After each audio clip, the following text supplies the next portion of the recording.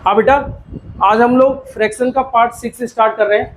Part 6 को हम लोग देखेंगे। इससे पहले मैंने 5, 4 और 3, 2, 1 ये सब वीडियो आपको दे दी है, आपने देख भी ली होंगी, उसके नोट्स बना लिए होंगे, मुझे उम्मीद है बेटा। अब मैं आपका पार्ट 6 शुरू कर रहा हूँ। पार्ट 6 के क्वेश्चन दे रहा हूँ। इनको एक एक क्वेश्चन को बेटा बड़े ईजी तरीके से मैं बताऊँगा, जिससे कि आप लोग की समझ में आ जाए, और इनको बार बार देखते रहना। अगर समझ में ना आए तो वीडियो को बार बार देखना, आपको समझ में आ जाएगा। मैं पहला क्वेश्चन ले रहा हूँ बेटा, पहला क्वेश्चन स्टार्ट कर रहा हूँ। पहला क्वेश्चन मेरा ये लिखा हुआ है बेटा, अगर इसको मैं लूँ तो मैं अलग अलग इसको सॉल्व कर रहा हूँ। जैसे मैं इस वाले को सॉल्व करूँगा तो ये 36/45 इसको मैं सॉल्व करूँ बेटा, और प्लस 16/5 इसको मैं सॉल्व करूँ। पहले मैं इसको सॉल्व कर रहा हूँ। एक चीज़ हमेशा ध्यान रखना बेटा, मल्टीप्लाई में हो, डिवाइड में हो, प्लस में हो, माइनस में हो, ये ऊपर वाले ये कट सकते हैं। न्यूमिनेटर डिनोमिनेटर हमारे हमेशा कट हो सकते हैं, और सबके तो अलग अलग तरीके कट होने के, लेकिन ये दोनों कट हो सकते हैं अगर एक ही टेबल से कट हो। ठीक है, तो मैं सबसे पहले इसी को कट कर रहा हूँ। एक ही टेबल से कट हो रहा है बेटा 9 से, तो 9 4 जा और 9 5 जा, मतलब इसको अगर मैं करूँ बेटा तो 4/5 और प्लस 16/5 इतना आ गया। अब देखो, मैंने तुम्हें बताया था बेटा कि जब हमारे बेस इक्वल हों या हमें इक्वल करने पड़े, तो यहाँ प्लस का साइन है तो प्लस कर दो, माइनस का साइन है तो माइनस कर दो। मतलब मैं इसको ये देखूं बेटा, 16 और 4 को अगर मैं प्लस करूं तो कितना हो जाएगा बेटा 20/5, और इसको कट कर दूं तो ये कितना आ जाएगा बेटा 4। मतलब इसकी वैल्यू पूरी की कितनी आ गई बेटा 4। ठीक है, अब मैं इसको लेके चलूं तो ये देखो 3/5 प्लस 1/5, और ये डिवाइड का साइन है तो डिवाइड का साइन हटा के मैं मल्टीप्लाई का साइन कर दूं तो ये 10/3 कर दूं, 10/3।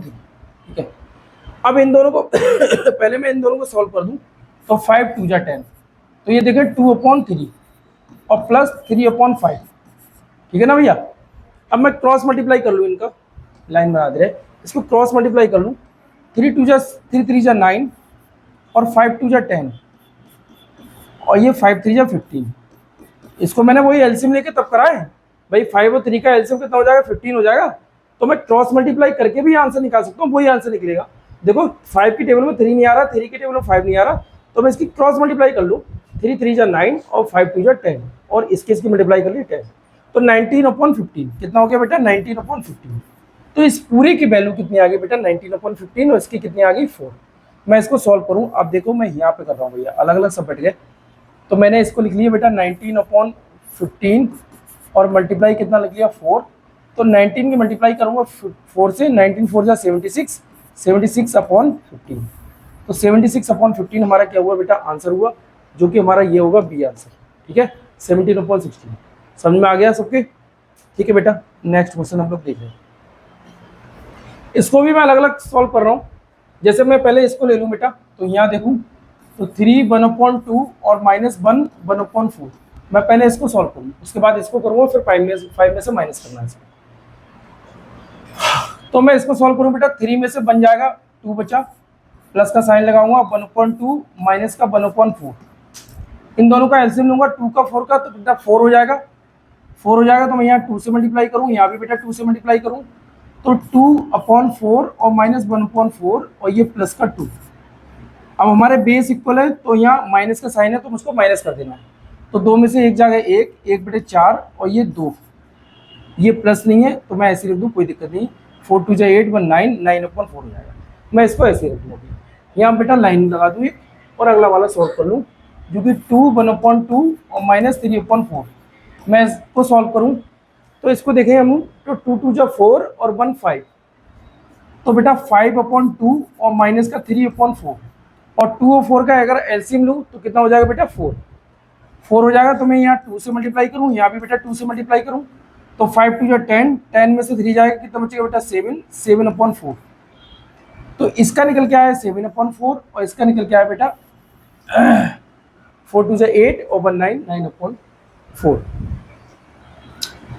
मैं 9/4 देखूं। अब इन दोनों को क्या करना है, मुझे प्लस करना है, तो मैं इन दोनों को प्लस कर लूँ। यहाँ पे अब मैं आंसर निकालूँ सीधे सीधे। देखो 7/4 इसका है, मैंने ये रख दिया, प्लस का साइन ये लगा लिया। 9/4 इसका है, मैंने 9/4 ये रख लिया, और 5 में से इसको माइनस कर दिया। देखो हमारे बेस इक्वल है तो ये प्लस का साइन है प्लस होगा, लेकिन यहाँ माइनस है तो वो माइनस होगा। -7 और प्लस का 9, और यहाँ एक बार 4, और ये 5। ठीक है भैया। अगर मैं इसको देखूँ तो 9 में से 7 जाएंगे, कितने बचेंगे बेटा 2, तो ये 2/4 और ये 5 हमारे ऐसे के ऐसे आ जाएंगे। ये देखो 5 हमारे आ गए, 5 को मैं ऐसे लिख लूँगा, तो 2 बन जा 2 और 2 2 जा 4। अगर मैं इसको निकालूँ बेटा तो 5 1/2, इसको ऐसे भी कर सकता हूँ, ऐसे है आंसर। पहली बात ऐसे मिल रहा तो मैं ऐसे कर दे रहा हूँ आंसर। अगर ना मिलता तो मैं इसको ये करता 5 2 जा 10, 10 1 11, 11/2 कर देता इसको, या फिर 5.50 कर देता भाई, डिवाइड करके ऐसे कर देता। ठीक है ना, समझ में आ गया। अब देखो अगला क्वेश्चन लिख रहे हैं बेटा। हाँ, इसको बढ़ते हुए क्रम में लिखना है। जैसे देखो 1/3 और 1/2, और ये कितना है, ये इसको मैं हटा दूं बेटा तो ये पॉइंट के इधर 2 डिजिट है तो मैं 2 जीरो कर दे रहा हूँ, तो 25 बन जा, 25 4 जा, मतलब 1/4 कर दे रहा हूँ। अब मैंने तुमको बताया था बेटा कि अगर हमारे न्यूमरेटर इक्वल हो, मतलब अगर हमारे अंश बराबर हो, तो नीचे जो बड़ी संख्या होती है वो सबसे छोटी होती है। तो नीचे ये 3 2 4 में ये बड़ी है, तो इसका मतलब ये सबसे छोटी, तो 1/2।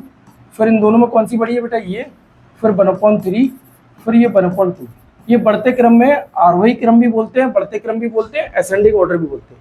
डिसेंडिंग ऑर्डर लिखना होगा तो सबसे पहले मैं ये लिखूंगा, फिर ये यही रहेगा, फिर ये इधर आ जाएगा। ये हमारा असेंडिंग ऑर्डर है, और ये हमारा 1/2 1/3 और 1/4 ये हमारा बेटा डिसेंडिंग है, मतलब अवरोही क्रम है, बढ़ते वो घटते हुए क्रम, सबसे बड़ा फिर उससे छोटा फिर उससे छोटा। ठीक है, समझ में आ गया वो क्वेश्चन। नेक्स्ट क्वेश्चन ले रहे हैं हम लोग। अब ये देख रहे हैं बेटा, ये कह रहे हैं कि 4/3 5/9 और 6/18, इसका मुझे योग करना है कि योग क्या होगा, इसका योग क्या होगा। तो इसको ऊपर नीचे कट कर दो, 6 बन जा और 6 दिख जा। मुझे योग करना है 4/3 और प्लस 5/9 और प्लस 1/3। अब वही बेटा देखो 393, इन तीनों का मुझे एलसीएम निकालना है। 393 का मैं तभी बेटा प्लस कर पाऊंगा, फ्रैक्शन वाले ऐसे सॉल्व करते हैं। तो मैं इन सबका एलसीएम निकालूं तो बेटा एलसीएम हो जाएगा मेरा 9। ठीक है, कैसे निकालूं मैं ये भी बता दूं भैया, 3 और 9 का एलसीएम। तो ये देखो 3 बन जा 3 और 3 3 जा 9, फिर 3 बन जा 3, तो 3 3 जा 9, 9 आ जाएगा। और 3 और 9 मतलब 3 की टेबल में 9 आ रहा है, तो बड़ी संख्या 9 है, तो 9 हमारा एलसीएम हो जाएगा। ऐसे भी देख के हम लोग कर सकते हैं। अब मुझे इसे 9 बनाना है, तो बेटा 3 से मल्टीप्लाई करूंगा। जब मैं 3 से नीचे कर रहा हूँ तो 3 से ऊपर ही करूंगा, और ये 9 है, कोई दिक्कत नहीं है। यहाँ भी बेटा 3 से, यहाँ भी बेटा 3 से, ये देखो 9 हो गया, ये भी 9 है, ये 9 है, एक बार 9 लिखूंगा मैं। और ऊपर 12 है तो मैं 12 लिख लूंगा, 5 है 5 लिख लूंगा, 3 है 3 लिख लूंगा, ये हो गया 12 और 5 17, 17 और 3 कितना हो जाएगा बेटा 20, तो 20/9 इनका योग हो जाएगा, इनका सम हो जाएगा, ये 20/9 योग। इसका मतलब हम सम करें निकालने के लिए सम। ठीक है, ये भी ध्यान रखना। तो आंसर कौन सा हो जाएगा बेटा डी। ठीक है ना। नेक्स्ट क्वेश्चन दिख रहे हैं। नेक्स्ट क्वेश्चन क्या है बेटा, इनको सबसे बड़ी भिन्न कौन सी है। अगर मैं सबसे बड़ी भिन्न की बात करूँ तो बेटा देखो 1/4 और 1/2 और 2/3 और 3/4, सबसे बड़ी अगर मुझको भिन्न छाटनी है तो मैं इसकी क्रॉस मल्टीप्लाई करके कर सकता हूँ। अच्छा, इसको और भी तरीके से करके देखेंगे, और भी तरीके में बता सकता हूँ। मैं इसको डिवाइड करके पॉइंट में निकाल के आंसर ये भी बता सकता हूँ। क्रॉस मल्टीप्लाई से मैं आपको सबसे बड़ी भिन्न बता रहा हूँ। अगर मैं इसकी क्रॉस मल्टीप्लाई करूँ बेटा तो 2 बन जा 2, ये 4 बन जा 4। इसका मतलब ये यहाँ पर 4 आ रहा है, यहाँ पर 2 आ रहा है, तो बड़ी भिन्न बेटा 4 है, ये छोटी है, तो मैं इसको कैंसिल कर दे रहा हूँ। इन दोनों को कंपेयर कर रहा हूँ बेटा, 3 बन जा 3 और 2 2 जा 4, तो बड़ी भिन्न ये वाली हो रही है, ये छोटी हो रही है इससे, तो इसको कैंसिल कर दे रहा हूँ। इसको देख रहा हूँ बेटा 4 2 जा 8, 3 3 जा 9, ये 8 हो रही है, ये 9 हो रही है, तो ये वाली बेटा बड़ी भिन्न है, तो ये छोटी भिन्न हो जा रही है। इसका मतलब 3/4 हमारी सबसे बड़ी भिन्न है, और सबसे बड़ी भिन्न हमसे पूछे। अब दूसरा मैं तरीका देखूँ, एक और तरीके से देखें, पता लग जाए कि कहीं उस तरीके से नहीं आ पा रहा है हमें, तो इस तरीके से आ जाए, हो सकता है।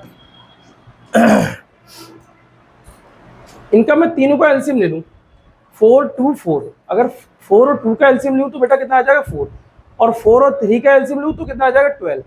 क्यों? क्योंकि 4 की टेबल में 3 नहीं आता, 3 की टेबल में 4 नहीं आता, इसलिए उसकी मल्टीप्लाई उसका एलसीएम कराएगी, ऐसे समझ लो। तो मैं बेस जब बराबर कर दूंगा तो मुझे पता लग जाएगा कौन सी बड़ी संख्या है और कौन सी छोटी है। ये अगर 12 है तो मैं इसे यहाँ 3 से मल्टीप्लाई कर दूँ, यहाँ 3 से, यहाँ कितने से 6 से, यहाँ बेटा 6 से, यहाँ कितने से 4 से, यहाँ बेटा 4 से, यहाँ कितने से बेटा 3 से, तो यहाँ 3 से, मतलब इसको 3/12 कर लूँ, 6/12 कर लूँ, 8/12 कर लूँ, 9/12 कर लूँ। मेरे बेस इक्वल हैं। अब ऊपर जो बड़ी संख्या है वो बड़ी और जो छोटी संख्या है छोटी। तो यहाँ पर बड़ी संख्या कौन सी बेटा 9/12, ऐसे भी कर सकता हूँ।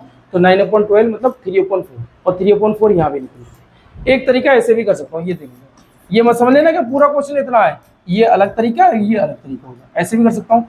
तीसरा तरीका मैं इसे डिवाइड करके भी कर सकता हूँ। ठीक है, आपके दोनों तरीके समझ में आ गए होंगे। तीसरा वाला तरीका अपने आप निकालना है डिवाइड करके, फिर देख लेना उसको।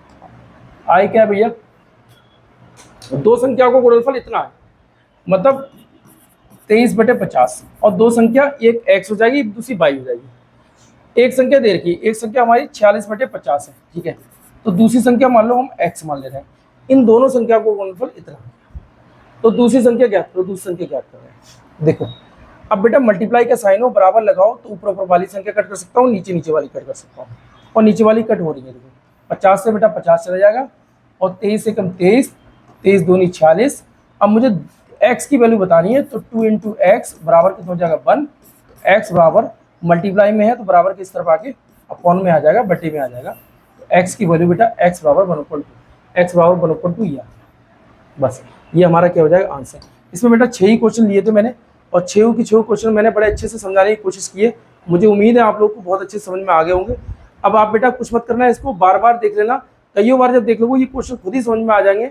जब देख लो इसको एक बार तो दूसरी बार निकालने की कोशिश करना, जब ना निकले तब इस वीडियो को दोबारा देखना, ना तो आपको वैसे ही समझ में आ जाएंगे, और जितनी बार देख लोगे तो वो क्लियर वैसे ही हो जाएगा। ठीक है बेटा, ओके, थैंक यू बेटा।